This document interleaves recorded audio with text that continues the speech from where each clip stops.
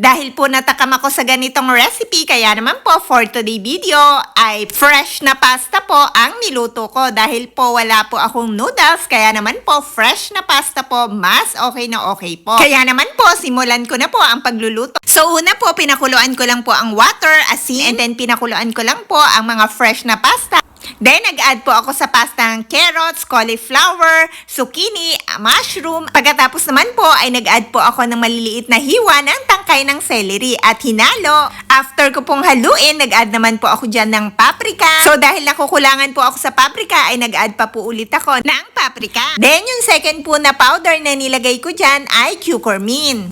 At hahayaan ko lang po yan kumulo hanggang maluto po yung mga fresh na pasta at pati na rin po yung mga gulay na inad ko dyan. At doon naman po sa kabilang kaldero ay naglaga na po ako ng mga itlog.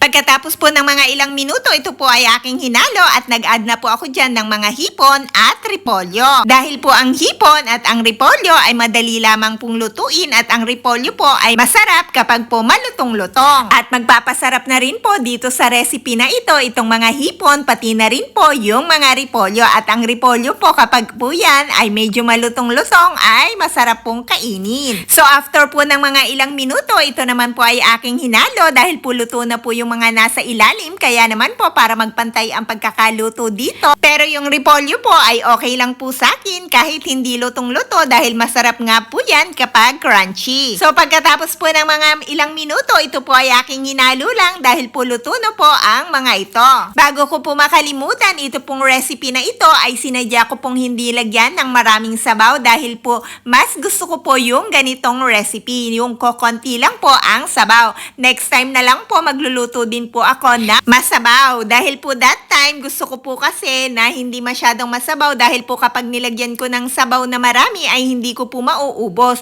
So yung ganito po, at least po hindi masyadong marami at hindi masyadong makakabusog kasi po pag nilagyan ko ng sabaw ay lalo po akong mabubundat at mahihirapan. Dahil nga po kapag ganyan ang pagkain ay talaga naman pong siguradong mauubos.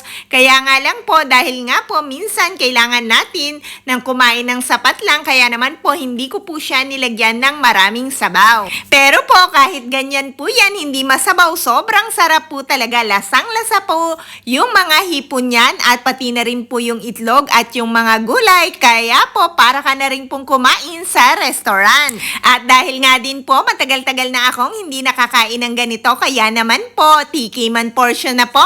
Dahil talaga pong natatakam na ako sa itlog pa lang po at lalo na po yung sahog na hipon at mga gulay.